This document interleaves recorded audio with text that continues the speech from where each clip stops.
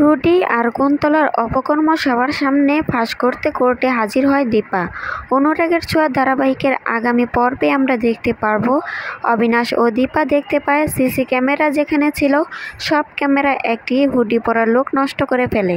সেখানে রুডির মুখ ভালো করে বোঝা যাচ্ছিল না, কেননা রুডি মুখে মাস্ক পরা ছিল।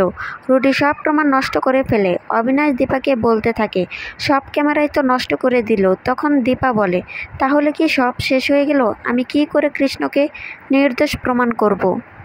কি করব আমি এখন? কি করে ছেলেটাকে বাঁচাবো? অবিনাশ বলতে থাকে, আমাদের হাতে তো আর কোনো প্রমাণই রইল না। দীপা বলে, আচ্ছা লাবণ্য যদি সাক্ষী দেয়, ও যদি বলে যে কি হয়েছে?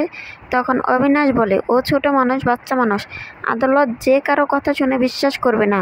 দীপা বলে, যে কেউ এটা ইচ্ছে করে করেছে, আমাকে আর কৃষ্ণকে ফাঁসানোর জন্য বিপদে ফেলার চেষ্টা করছে, আর সেটা কে আমি খুব ভালো করে জানি। অবিনাশ বলে, কে? তখন দীপা বলে, রুডি, ও বেঁচে আছে আর ওই এসব করছে, অন্য কেউ না। অবিনাশ বলে, এখন আমরা কি করব? ঠিক সময় যদি প্রমাণ নিয়ে না যেতে পারি তাহলে কৃষ্ণের জেল হয়ে যাবে। দীপা বলে, ছেলেটা আমাকে দিব্যি দিয়ে বলেছিল ও কোনো অন্যায় করেনি, ও এরকম করতে পারে না, ও এরকম ছেলেই না। বিনা দোষে আমি ওকে শাস্তি পেতে দিব না, কিছুতেই না। তখন অবিনাশ বলে, আপনি এখন কি করবেন? তখন দীপা বলে, যে অপরাধী সে তো সব ক্যামেরা নষ্ট করে দিয়েছে। আশেপাশে তো অনেক বিল্ডিং আছে যেখানে সিসি ক্যামেরা ব্যবহার করে, আমরা সেগুলোই দেখব। এরপর দেখা যায় দীপা আর অবিনাশ বিল্ডিংগুলোতে গিয়ে সিসি ক্যামেরা চেক করে সেখান থেকে প্রমাণ নিয়ে কোর্টে হাজির হয়।